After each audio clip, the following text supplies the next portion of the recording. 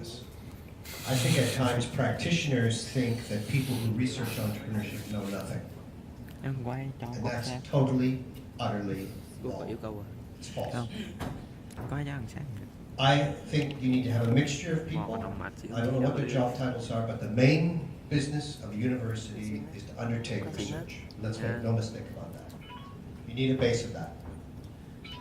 But to do meaningful entrepreneurship research, places like Stanford hire a lot of practitioners to come in and do a lot of the teaching. But these practitioners, when you ask them, they think the big strength of the school is to have people who do research. And they have dialogues with these people. So I think, I keep a research agenda in mind. I have 2 young colleagues who I'm mentors for.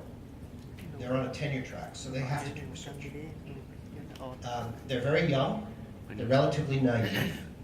They come to me as an older figure to share experience and to sharpen the questions they're asking in research. I respect them, they respect me, and this is how we're building bandwidth in the university. There's a lot of people who are not on your faculty who you should start to engage. Tôi nghĩ là thật ra những câu hỏi của chị họ thì bên chúng tôi còn đang tranh luận những cái vấn đề đấy, và bên chúng tôi thì cũng có một thời gian từng nghĩ rằng là tức là những cái người được mời vào giảng dạy mà những người đó vốn là làm doanh nghiệp thì họ từng nghĩ rằng là những người mà bên giảng dạy nghiên cứu về đổi mới sáng tạo là chẳng hề biết gì cả. Thì thật ra cái điều đó là sai. Thật ra những người nghiên cứu và những người này họ cũng biết rất là nhiều và họ có thể kết hợp được, và những cái nơi như là Stanford, đại học Stanford đó, thì họ mời những cái người gọi là có kinh nghiệm làm việc doanh nghiệp ở bên ngoài đến giảng dạy, và những người đó lại học họ được rất là nhiều từ bên các giảng viên và những người nghiên cứu. Và bản thân tôi cũng thấy là tôi rất để ý về cái mặt về nghiên cứu của những cái người mà chúng tôi làm phỏng vấn, bởi vì chúng tôi cũng có 2 người và cả 2 người đó là phải thực hiện nghiên cứu và rõ ràng là có thể học hỏi được rất nhiều. Thì thật ra rõ ràng có cái trường, thêm một cái trường nữa, tức là có những người trong cái ban giảng dạy của mình á, hiện nay họ chưa tham gia vào trực tiếp, thì cái điều quan trọng là để làm sao những cái người đó là có cái sự tham gia và kết hợp nhiều hơn vào kinh nghiệm thực tế. She's amazing. She remembered all of that. She's amazing. I have 3 suggestions for you. One, if you're a school that actually has positions where you could fill it with practical people, that's one thing you can do. 2, involve mentors. We have unpaid mentors who are like extra faculty who help bring the practical experience. And these people should not be paid. They want to be able to do this to work with young people and find new ideas. And the third element, which I'm going to share with you, is coming from my students in my class. I'm reaching out to people who are graduating 15 to 20 years ago to come back into class as students in the class working with young students on the project. And this is called embedded. They do this when they're covering war. CNN embeds correspondence inside the war. And I think that could be a fabulous opportunity. Students want to get the experience while they're going through a course. Now, my boss is going to say, is this allowed? I don't really care. I'm the professor on that course. I can embed a certain number of people to come in and take this course for the experience, not for the grades. And I think my students would do fantastically better stuff if they had an experienced person who might want to do a new job as part of their team, not just coming into class doing a talking show like this. And I think there's a real market need in Finland to do this. We have, I'll shock you, we have 100,000 unemployed people age 50. And the government right now, their only solution is to retire them, which I think is really awful. I could start to redeploy these people. Giờ ba mẹ bọn anh là doanh nghiệp một mà không từ đây là anh từng mơ một đứa về nhà rồi có điều ba mẹ em có vẻ thích lắm cho nên tôi mời bọn anh về là thích. Nhưng mà vẫn không trả tiền cho những người của hôm nay, những người của hôm nay cũng về như là anh ở đây chẳng hạn, thì là họ làm việc trực tiếp vào để sẵn sàng cố vấn và họ cũng có lợi ích tại vì là họ có rồi, nhưng mà em thấy này kinh nghiệm riêng cho họ.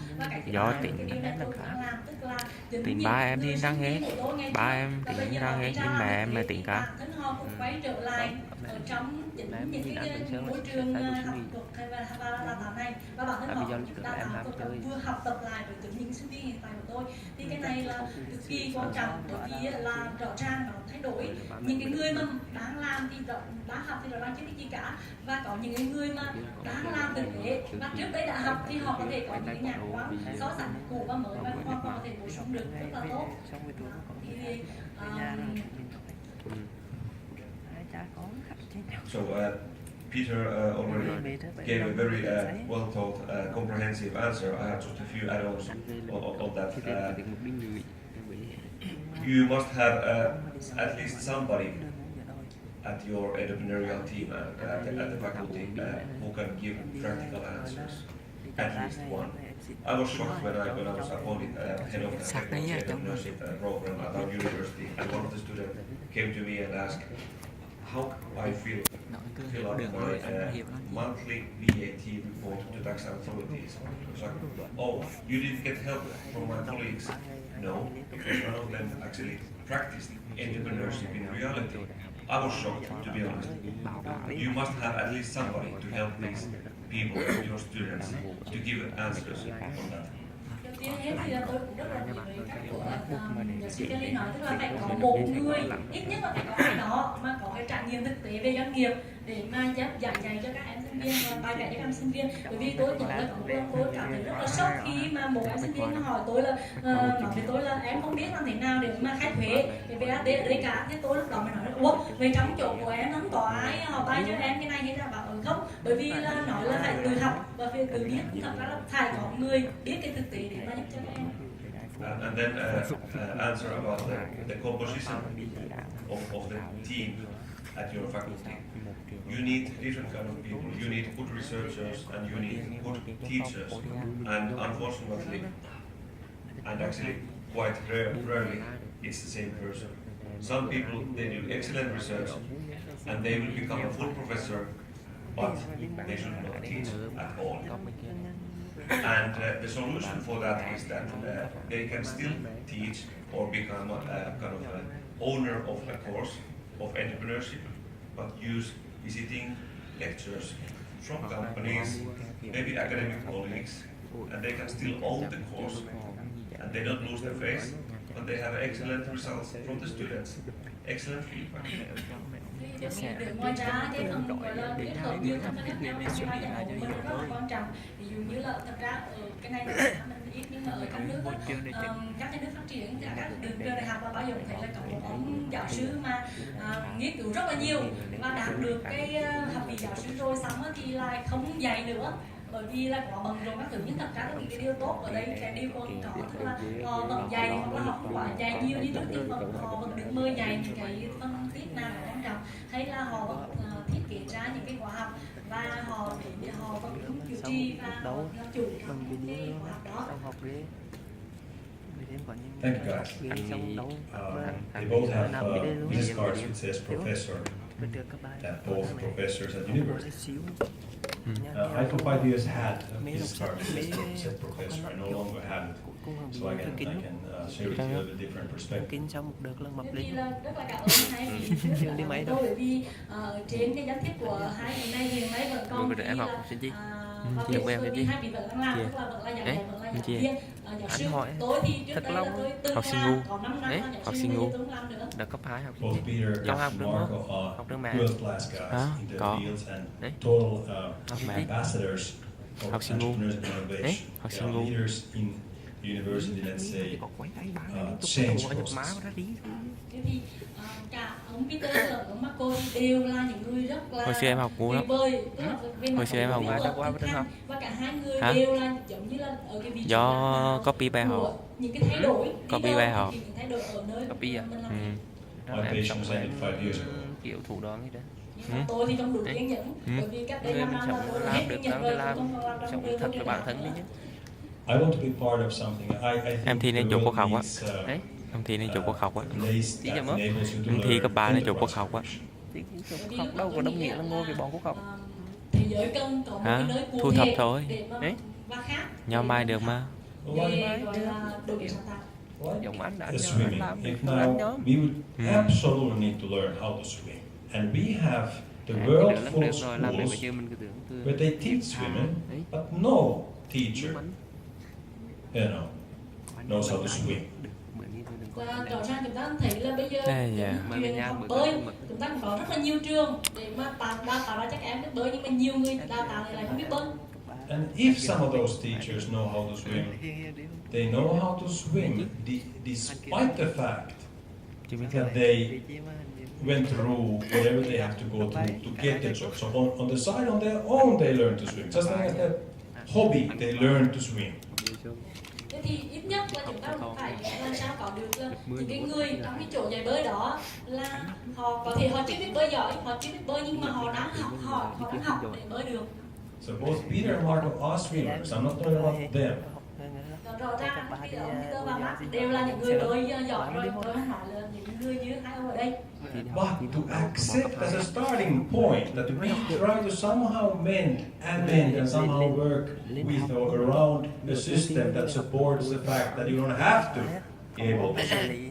Tuy nhiên tôi nghĩ là đã đến lúc mà phải thay đổi suy nghĩ của mình, tức là để mà dạy người ta bơi thì mình phải biết bơi, và dĩ nhiên chúng ta phải có cái khởi đầu ở đây là chúng ta phải thay đổi cái suy nghĩ đó để mà bản thân những người bây giờ chưa bơi được thì họ phải tìm cách để học bơi đi. So don't take me wrong. What Peter and Marco are sharing is the cutting edge of what you must do if you settle into the classic traditional way of being.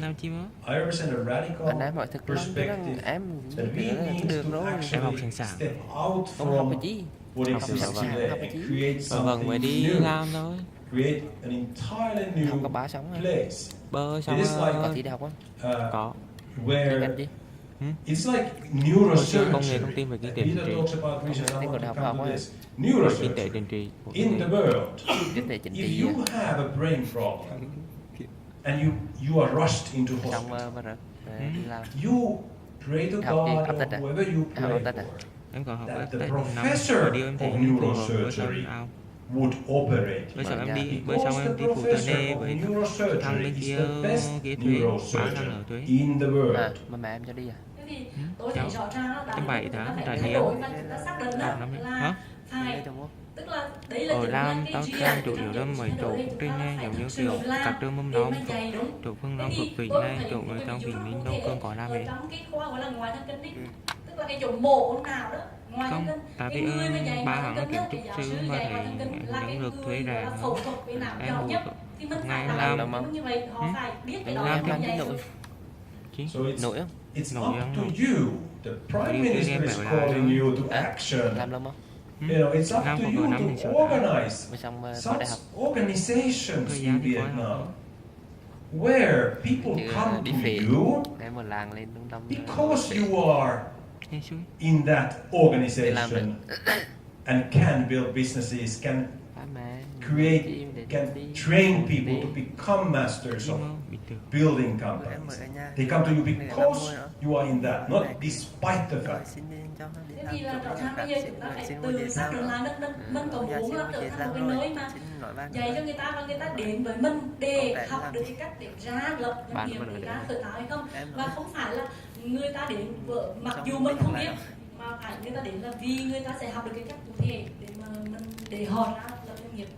And to tie this to a regional aspect, and like many here, like Lien, for example, was asking or making reference to how industry looks into her program to produce those masters of hospitality management, and then those enterprises don't want to do any work for that. That's a reality. That kind of reality we all have everywhere when we struggle with sustainable business models. We need to create opportunity. It has to start from somewhere, not in a theory, nation level. It has to start from somewhere, from some people in a place. Like where? This could be one place where you put your act together, create something extremely radical. Try a pilot that you have to put it together. and create opportunity for all individuals and organizations who come. Transparent opportunity. Tại vì em chưa chỉ trả That's Tôi important. thấy là giống như cái câu chuyện của chị Linh á, tức là tạo ra cái chương trình dạy về master về gọi nhà xài, nhưng cuối cùng á đi có thể là sinh viên vẫn bị kêu ca phàn nàn là không có làm việc được, thì rõ ràng đấy là từ cái thực tế ở khắp nơi, không phải chỉ là một nơi, Em có thích thể hả? ở khắp nơi. Em thích mày Thì giống. thật ra là Đấy, tạo em cái thích mày giống. cũng phải Ừ. phải tạo ra thay đổi Jeffrey. và không thể nào là chỉ ngồi đợi được, và phải tạo, tức là tạo ra những cơ hội, mình tạo ra những cơ hội và cùng kết hợp với những người khác để tạo ra thêm những cơ hội cho những người khác.